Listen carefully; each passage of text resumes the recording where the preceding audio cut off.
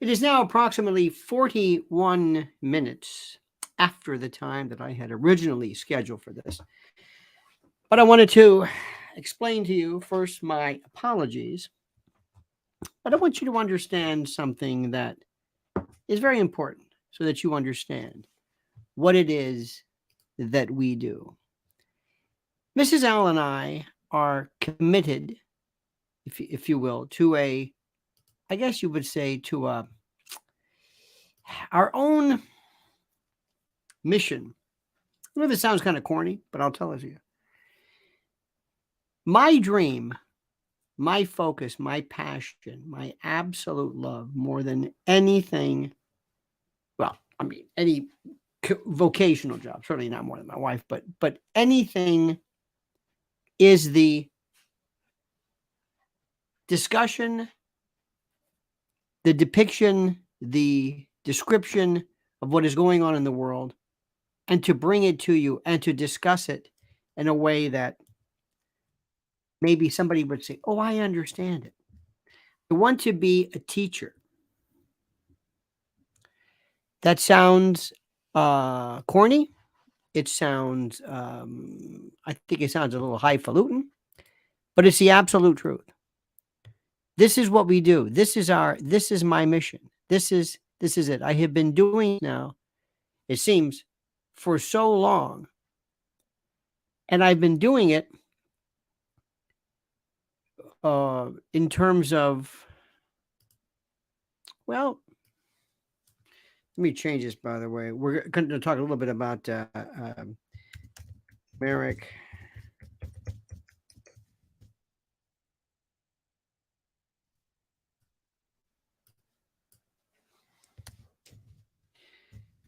We got to get it. Merrick Garland, Embarrases. He was so embarrassing. Embarrasses the masses. I don't know if that makes any sense. He was so bad today. But I want to explain this to you.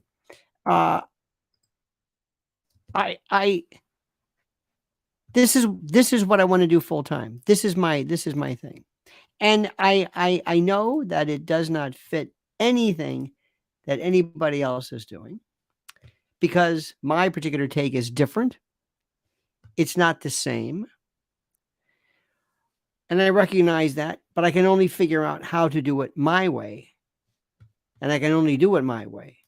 And I want to take things and not necessarily bludgeon you, but make you think and change and fool you sometimes and have you think, well, that's an interesting take, or I didn't think about it like that. Because I want you first and foremost to understand everything about the issues, and then you make up your own mind. But I don't want to be a cheerleader. I don't want to be the ringleader. I don't want to do that. That's not what I want to do. I just have no interest in that. I want you always to be able to say, I don't know what he's going to say. I think I do, but I'm not sure. He might take a different tack. That's critical to me. That means more to me than anything because every situation is different. Some of them are nuanced. Some of them are gray. The Russell Brand story, by the way, is so incredibly fascinating by virtue of all of the issues. I can't tell you how many times I've seen this. And I can't tell you how many times I've been a part of this, but there is a group of people in this country who understand that the truth or that which has been told, the truth is not. They don't know what's going on. And I've heard more reluctant people say, maybe Trump. I do a newsletter, as you know. And you should sign up for the newsletter, which is very good. And every day whatever comes back, I look and I can see who, and by the way, you can always opt out of it, of course. And I'm always curious as to see who says goodbye. Who says, I don't want to receive your newsletter anymore. And sure enough, I see old friends of mine who I'm thinking, they haven't talked to me in years. Don't they want to see what I'm doing? No. Don't they want to? I mean, it's one little newsletter. I mean, with all the stuff that you get in your mailbox. No.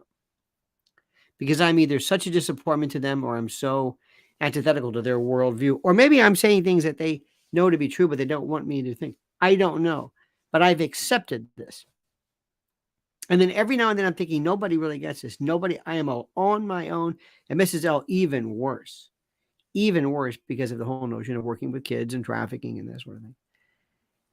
And then every now and then something will come along, and just like this one particular Zoom call, and I'll realize, oh my God, we're not the only ones out there.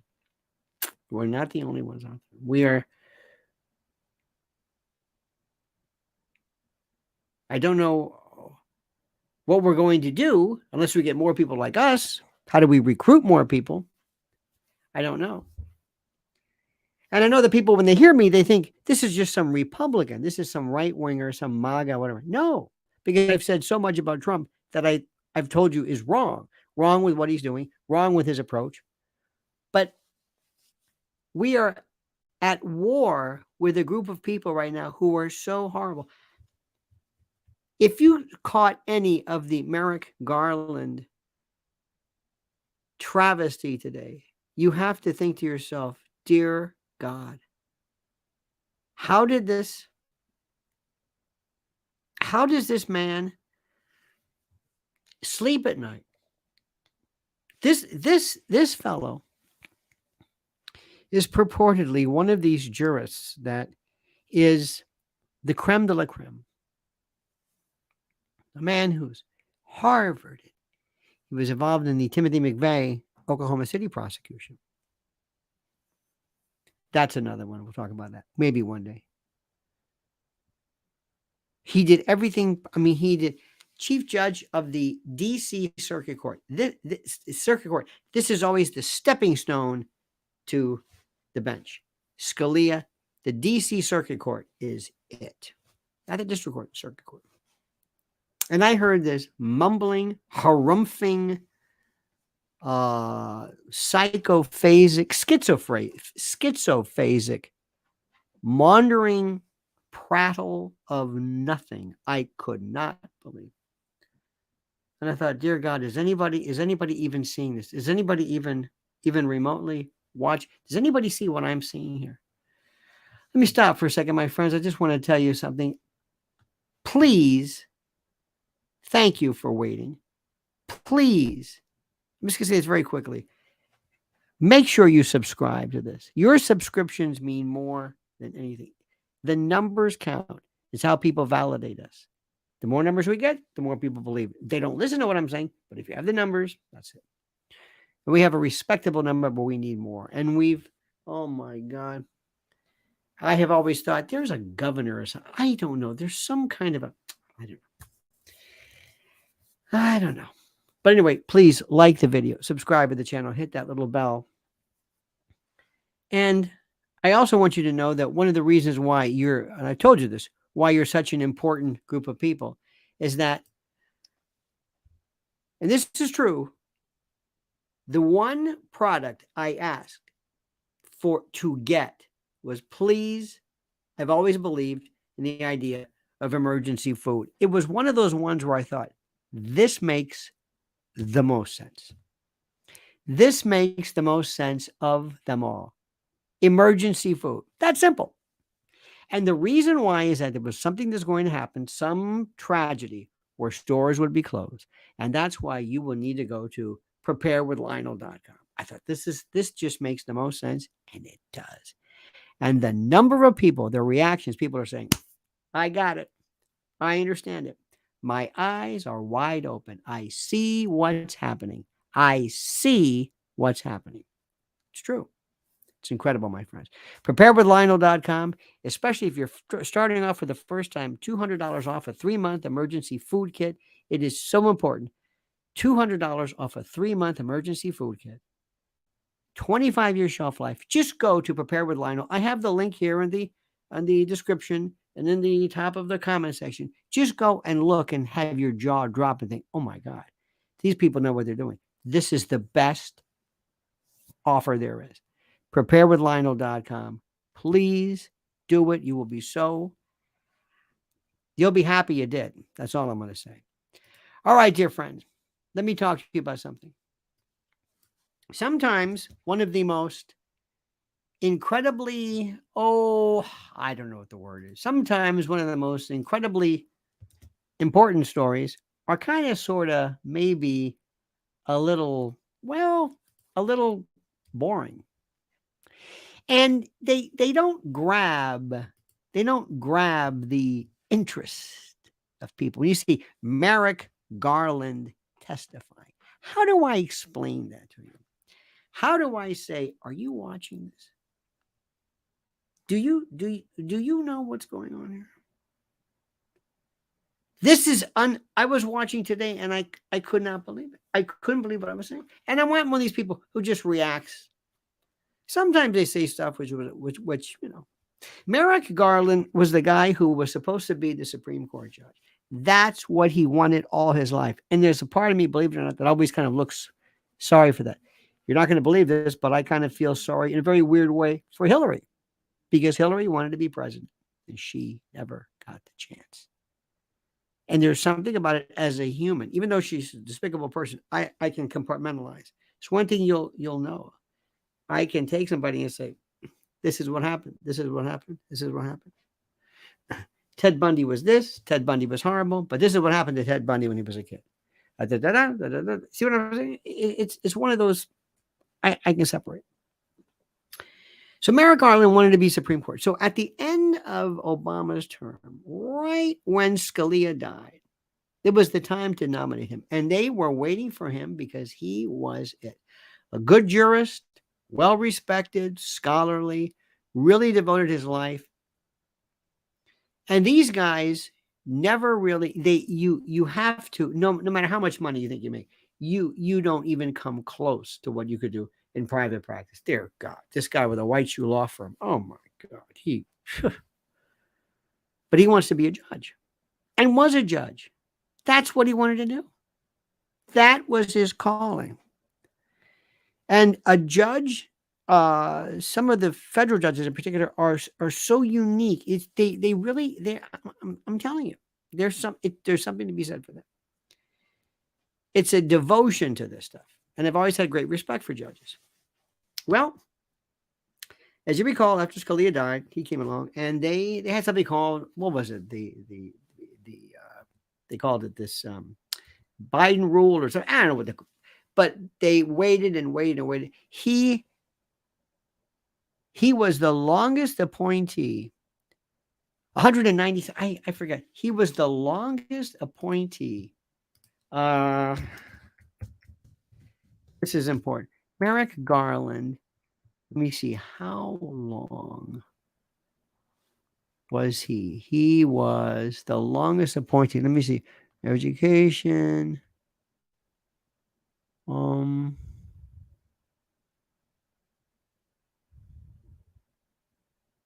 See, here's this guy. Graduated in 1974 from Harvard, summa cum laude, Phi Beta Kappa. Really, I mean, not a slouch by any. And it was at a time when Harvard was Harvard. 293 days. His nomination lasted 293, the longest to date, and it ended on January 3rd at the end of the 114th Congress. As you remember, Trump didn't appoint him, but appointed Neil Gorsuch. And he held this in him like you cannot believe. He was a judge. Most judges, believe it or not, their rulings have nothing to do with their politics. I know you don't believe this. Most of their rulings, most judges deal with stuff about statutory law, the tax code, the Fisheries Act, administrative law, stuff that there's nothing to do with, political ideology. But in this instance, dear friend, something wild happened. I think he went crazy. I think he said, I'm going to get these. We can't get them back, Merrick, but you're not going to be judge, but how about being AG? I'll do it. And from that moment, and there have been people, Meese, attorneys general, John Mitchell. Oh my God. Just go down the list. I'm trying to think of the ones who remember Jimmy Carter. What was his name? Oh, anyway, Bell. Anyway, Griffin Bell. All these. Okay. So here's the ones that got me. First and foremost, if I said, I don't give a damn what you say, I can be a right winger, I could be a left winger. I am not going to put people in prison who protest at abortion clinics, either pro-abortion or against abortion. I'm not going to put people just because they're protesting, because I don't like their speech. That is so unconstitutional. It's not even funny. I'm not going to do it, period. End of discussion, period. A judge rules balls and strikes. That's it. Balls and strikes. That's the rule. That's the way it is. That's it. Judges don't get the chance to write laws. And an attorney general, he follows the policy of the administration, but still he has to apply the law. This is a judge. You don't send the FBI out to scare parents who dare speak up at school boards. You don't target the Roman Catholics because they're, whatever. You don't do this. You don't do this. I can't explain it any other way than by telling you, you don't do this. And I would tell you the same thing. I would tell you, I'm not going to do this. He did it. And then he said, I don't know what's going on. The Hunter Biden case is so bad, you would think he would say, listen, Joe, Mr. President, I'll do as much as I possibly can, but you're destroying my name. You're just destroying my reputation. I can't do this. I can't do this. Now, we're doing everything we can. David Weiss comes along. He's the U.S. attorney in Delaware. They let the statute, they slow walked it. We had statutes run out, basically then involving I thought today, the hearing, I thought in some respects, he handled himself well. I don't think he committed perjury per se, but I think by virtue of the way he reacted, it was embarrassing. It's like he didn't know anything. What is with this penchant for the Biden administration to have these incomprehensibly subliterate people between Biden, between this, it's just incredible. It's beyond anything. I can't believe what I'm saying. Jim Jordan was wonderful, but nothing will come of it. Jim Jordan knew the names of everybody. He knew the whistleblowers. He knew the names. He knew the dates. He could go through. He has the most thorough. By the way, he doesn't wear a jacket. Fetterman doesn't wear clothes. Okay, where are you going to go? There you're going to go. But anyway. It was, I couldn't believe what I'm saying. Now, if this were you, me, if this were, Donald Trump Jr., forget it. You know and I know. It would be a disaster. It would be a disaster. And they ask him very simple questions. What do you think about this? How can anybody look at this? When Joe Biden is at the Council on Foreign Relations and saying, there I was, and I said, if you don't get rid of Shokin, you can forget the $1 billion. Who are you going to do? Or I'm going to do it. Well, you're not the president. Want to bet? I'll get him on the phone. And he's saying this.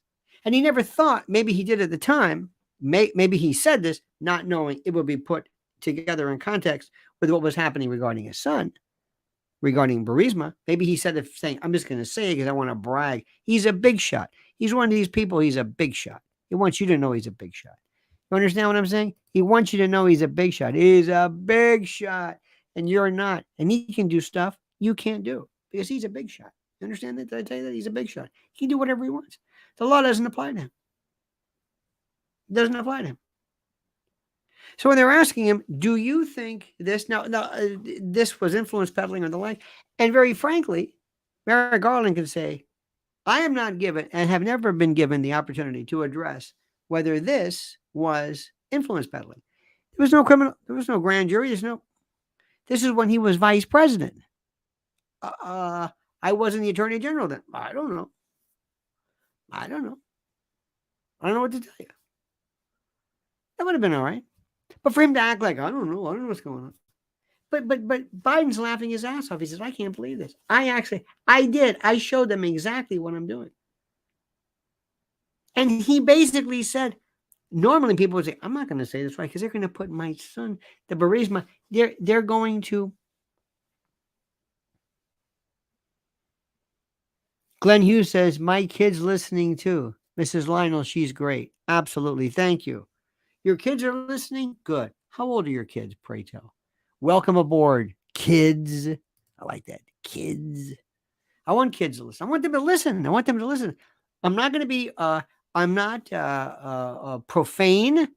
On my private channel, different story. Sometimes I use the vernacular because that's a different story. Only when I think the word is important. We don't talk about anything that you would be embarrassed about. But I want your kids or anybody to hear this guy, he's rather methodical because I want to explain this to you. I want you to draw this thing out. I don't want to just react. I want to say, well, here's why I think this. And the sad part about the whole, 13 and 16, God bless, perfect age. Oh my God.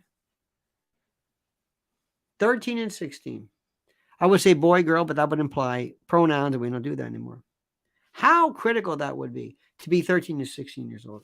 And I'd love to be able to tell them, I want you to understand this. Does this make sense to you? Do you know why this is important? Why do you think this is important? Why do you think this is important? Garland's son-in-law is making millions selling CRT curriculum to grade schools from coast to coast. Could be. Could be. That's legal. That's legal. Absolutely legal. As you know, critical race theory is part of the crits.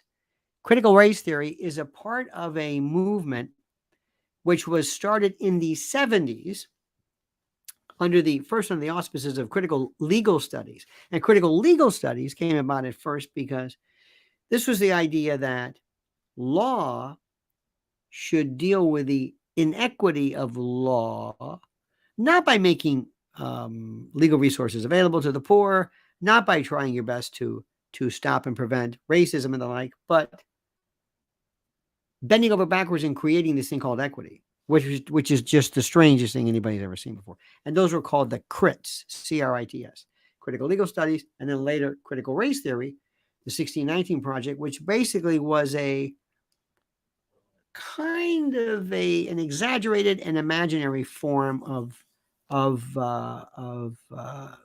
history. Let me stop right now because it's interesting. To our young people listening, let me ask you a question. Here's a question.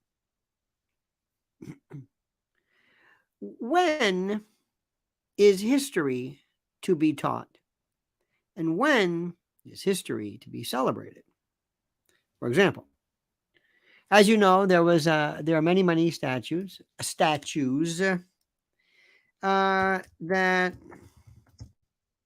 deal with the Civil War. And there's people like, look at this, Robert E. Lee, Stonewall Jackson. Stonewall Jackson was incredible. Thomas Stonewall Jackson.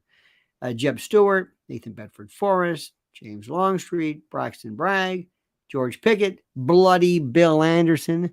Not the whisperer, not the country music dude, but. So my question my question for you would be to our friends, to our young people, I assume you know a little bit about the Civil War, because don't feel bad because a lot of adults don't know what it's about. A lot of adults think it is purely about slavery. That's it. So my first question is, and I'm changing the subject because I think this is interesting because this might be more amenable to your liking. Why do you think people during the Civil War were fighting? If I could say, you, Mr. Confederate soldier, you, and you, Mr. Union soldier, come here. Can you tell me, why are you fighting? Are you fighting because of slavery? Do you own any station or you don't, Mr. Confederate? And Mr. Union, are you fighting against slavery? Is this what you're doing? Or is that a part of it? I would not be surprised if both of them said that has nothing to do with what we're doing. That has nothing to do with our at all. Nothing. It has nothing to do with any of that stuff. I'm fighting because this is my land. You're over here. And my father's in the army and he's in the army and we're in Virginia and that's it. Okay. It's not to say that slavery is an important part of it, but not the only part of it. Okay, fine. So let's say you have a statue of Stonewall Jackson and it's in your town square. And a group of people say, excuse me, that statue is offensive to us, whether they're African Americans or non-African, whatever. For whatever it's worth, this was a general and a cause whose primary purpose, I believe, is a perpetuation of racism and the like. And I want this statue down. What should you do? How do you handle that? I want this to our young people. What do you do? What do you say? This was Stonewall Jackson. They lost. They surrendered in Appomattox. It was a weird thing because at the time, Grant said nobody, no yipping, no hooting and howling, and no nothing. You can have your weapons back, your horses. It's over. We're done. Let's forget this thing. Let's go back. We're Americans. That's it. No prisoners of war. No nothing. It's done. Okay, fine. What do you do with a statue? What do you do with a statue in the town square? That's offensive. And if he's like this. Now, let's give you an example. In Germany, there was a World War II. You might have heard about it. It was in all the papers. And there was a guy there who had that Charlie Chaplin mustache. I'm not going to mention his name because God forbid, I don't know what algorithm or what machine algorithm that would trip. But in any event, there he is. There he is. Should there be a statue in his? Is it in his honor, or does he say this happened on this stage and that's the guy? Now that you say, now wait a minute. I've got no problem with you not having a statue of that guy, but Stonewall Jackson? Well, to some people, Stonewall Jackson may be just as bad as the other. How do you work? Who wins? And by the way, to our young people, remember this. One of my favorite lines ever. This is from Tolstoy, who said, history would be a wonderful thing if only it were true. On Broadway, we had a play called Hamilton. And Hamilton, it is wonderful. And it's the most pretend and nonsense. Incredible. He said because of money, slavery, the 13-year-old. Interesting. That was a part of it. That was a part of it. That was a part of it. But if you're in the South and all of a sudden they say, did you hear what happened? We're going to war. We are against the Yankees. Okay. So be it. They want to come up. Well, we're going to war. You're going to war, my brother. We're all going to war. Okay. Same thing, by the way, goes for Vietnam. Why did people fight? If you stopped American soldiers during Vietnam, if you went and you said, what are you fighting for? Is this against communism? No, I'm fighting to protect my brother or the man to my left and right. I'm here, or I'm drafted. But going back to Hamilton, Hamilton was a story. Hamilton had a slave. He was against manumission. Hamilton was his wife, I forgot her name. His wife was from this rich family, and they had slaves. Slavery, as abominable as it is, was the norm in many places. Many people found it disgusting. Other people in the South said, well, there you go, slaves. And he's got slaves, and he's got slaves. And it goes to show you, and this is one thing for our young people to know, that during the course of human behavior, you will see people do some of the most horrible things to humankind that you could ever imagine. Even occurring. You can't believe they even did this out of convention, out of practice, out of whatever it is. But the issue is, how do we refer to it? Must we always refer to it by spitting on it? Or must we always say, well, this is what happened?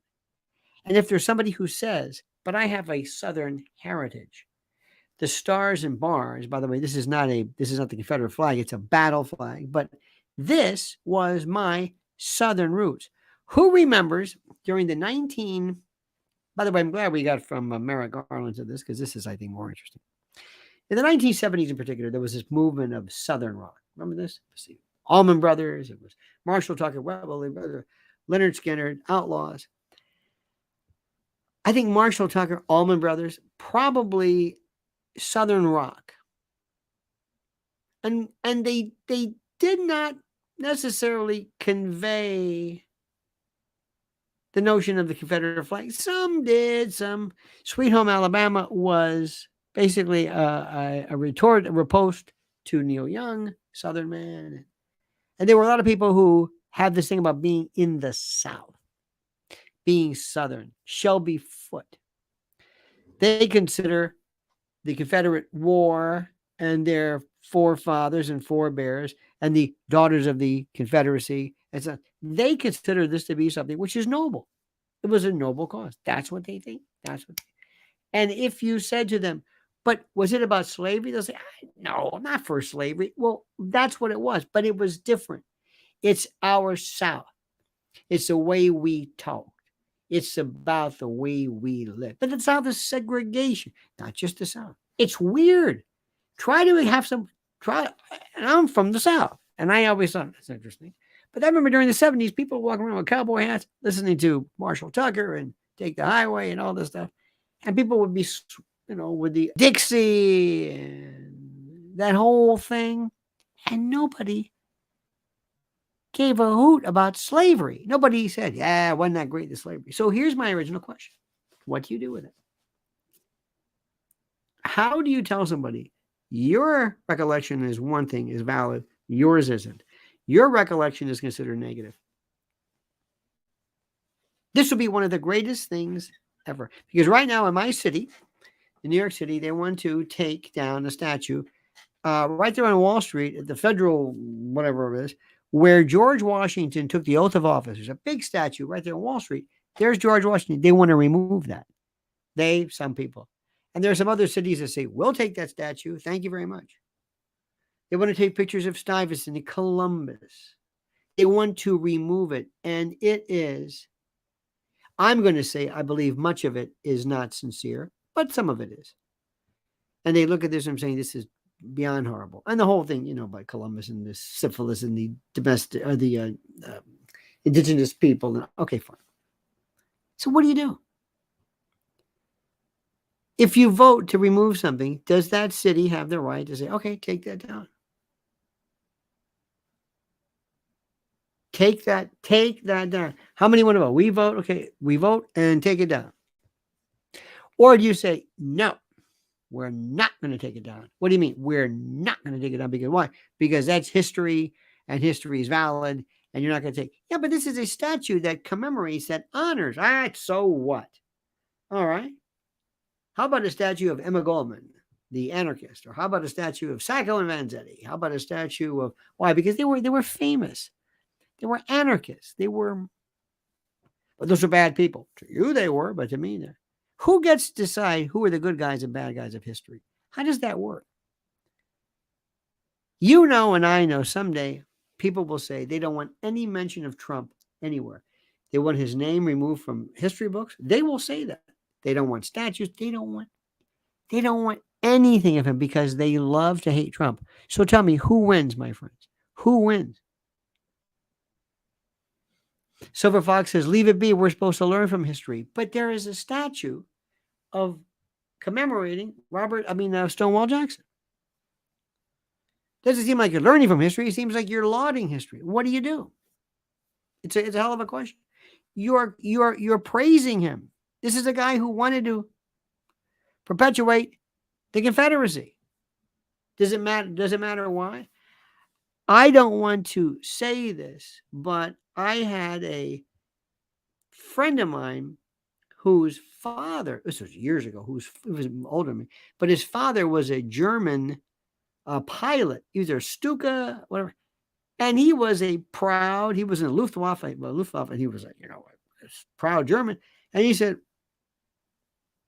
he had nothing, he was not a member of that certain party, if you know what I'm talking about. See that? How do you tell me how you do this? You're not going to believe what I say. You know what I say? If I said it, leave it there.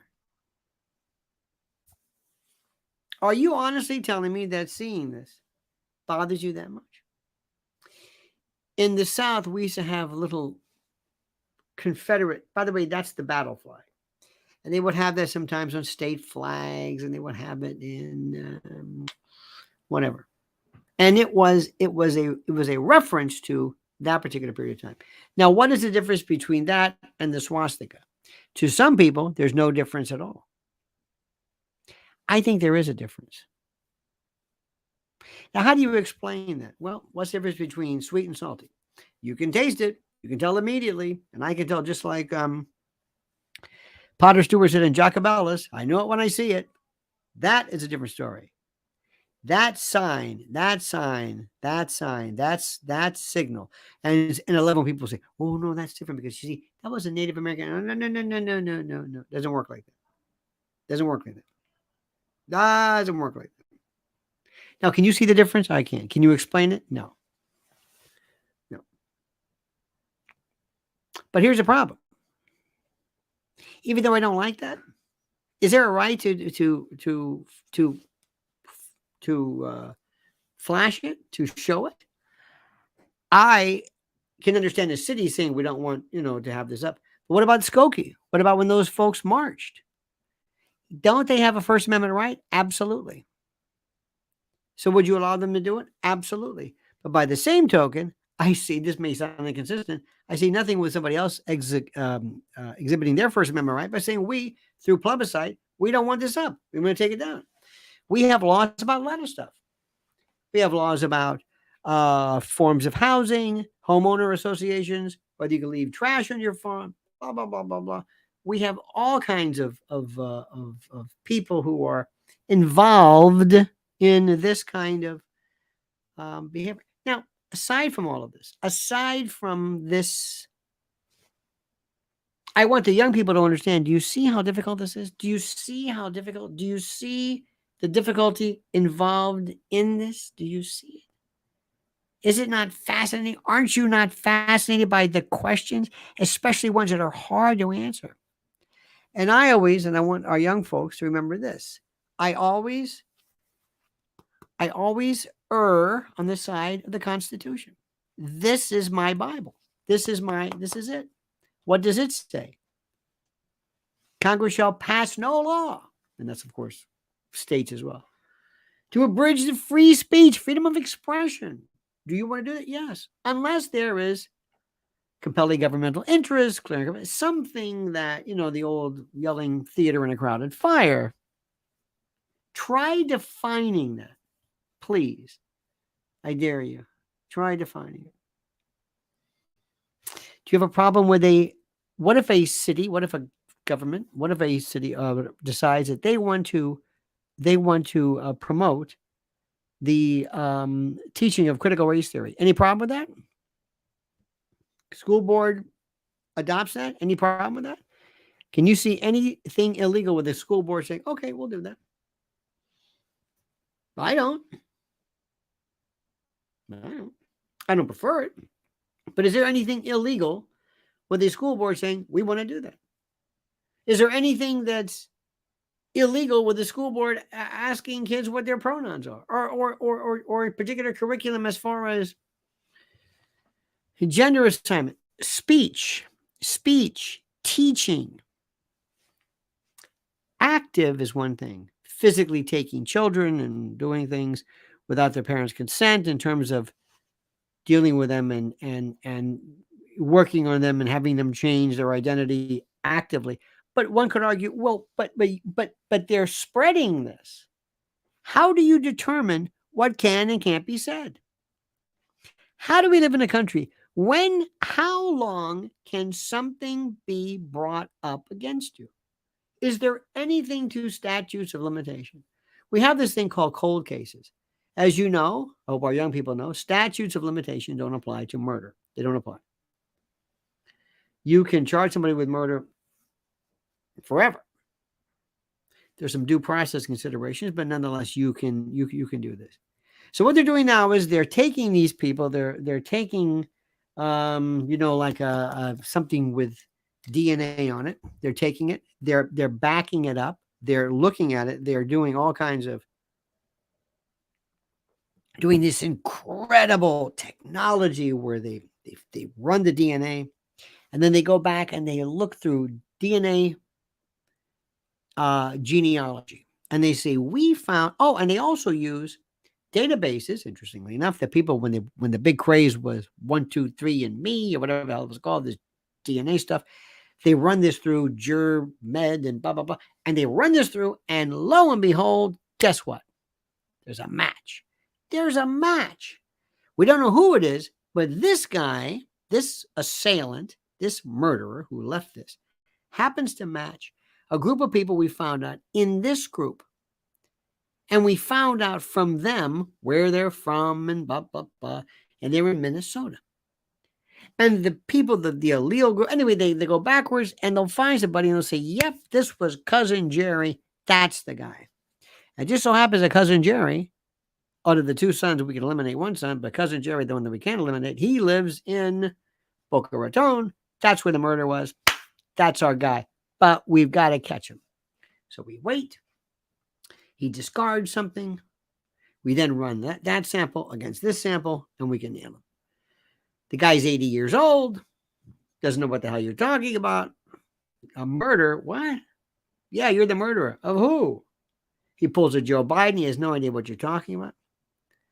So what do? You charge him? You charge him. Okay. Is there any due process? Not really. What happens, by the way, if years ago you gave up a child for adoption and you wanted to do it under the condition that the child would never know, that the child would never come back and find you or ask you, why did you do this to me? Blah, blah, blah, blah, blah. Okay, fine. Well, you go back, lo and behold, and you find this person, and guess what? Or that the person who is adopted finds you. You get a knock at the door. Who are you? I'm your daughter. You gave me away. Wait a minute. They told me, okay, let me stop. Do you, as young people still walking, do you understand all the questions of everything I've brought up so far in the 42 and a half minutes so far? All the questions which make you say, yeah. Do you understand, young people, that it's not important for you to answer the question, but to ask a question, to keep running through this, to keep asking? Yeah, it's a good question. Should you take down a statue of somebody from a particular war that we don't like? Should you allow somebody to teach something in a school that we don't like this? Should we? Blah, blah, blah, blah, blah. How long ago? Russell Brand. Does Russell Brand say, well, that's 14 years ago? I don't know what the hell you're talking about. I mean, how do we handle this? What's this thing called justice? Good luck.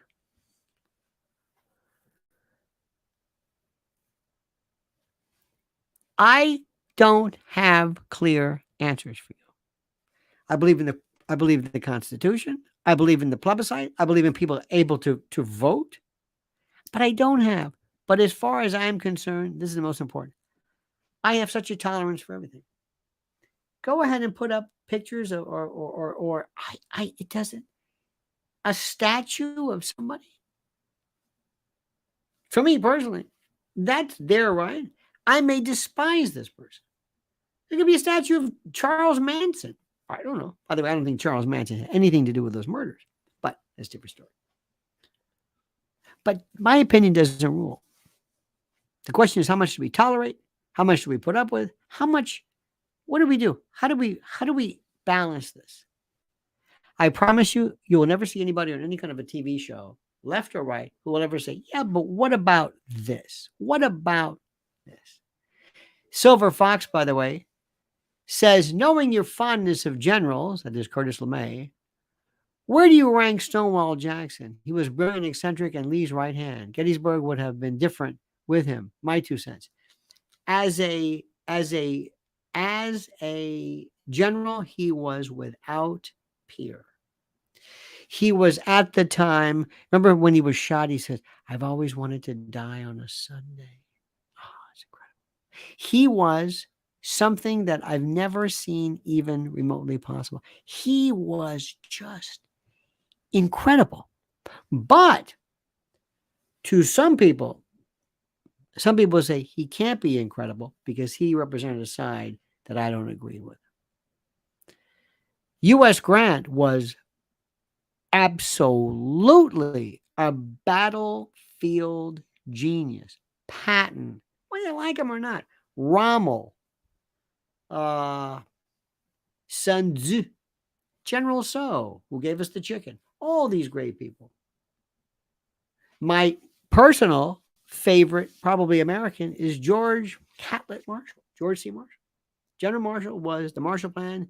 He was probably one of the greatest generals and people of all time that the country just kept going. His first day as Army Chief of Staff for head, it was a day of when that mustachioed guy who looks like Chaplin invaded.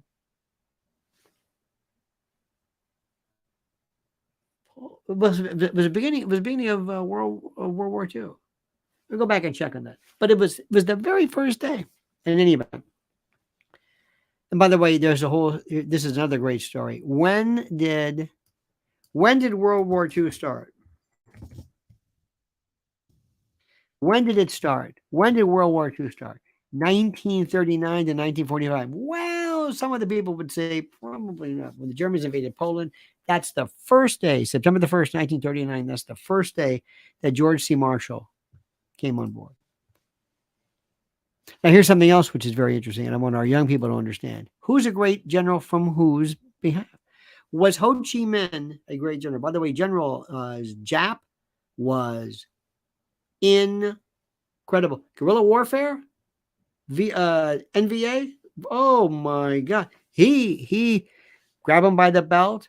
His understanding of war was like nobody's. He was a genius, but he was the enemy. So, my friends, think about this tonight. We have a lot to think about and talk about. Let me thank you again for being part of this tonight. It means a lot to me. Don't forget, my friends, our dear, I can't say this enough. I want you to make sure you go to preparewithlionel.com. Save $200 off a 3-month emergency food kit. Very important, very critical. And also, our great friends at mypillow.com, promo code Lionel. Sign up, receive a free gift. Now, our young people may say, isn't that tautological? Isn't that tautology? Yes, it's also redundant. A gift is free. But I am like that. Sue me. MyPillow.com, promo code Lionel. Feast your eyes on the items that are available for you to luxuriate thereupon. All right, dear friends? All right. Thank you so much for being a part of this tonight. I appreciate it immensely. Thank you so much for our friend Glenn Hughes and your young children. Children should say your offspring, your heirs, as it were. Thank you for that. Mr. Silverfox, thank you for joining us and adorning us with your countenance and the like as well. Have a wonderful day. See you tomorrow morning, 8 a.m. as usual. Again, my apologies for the delay this evening, but it was a good reason. That's all I got to say. We'll talk to you tomorrow. Have a great day. Don't ever change. I mean that sincerely, and comment as you see fit.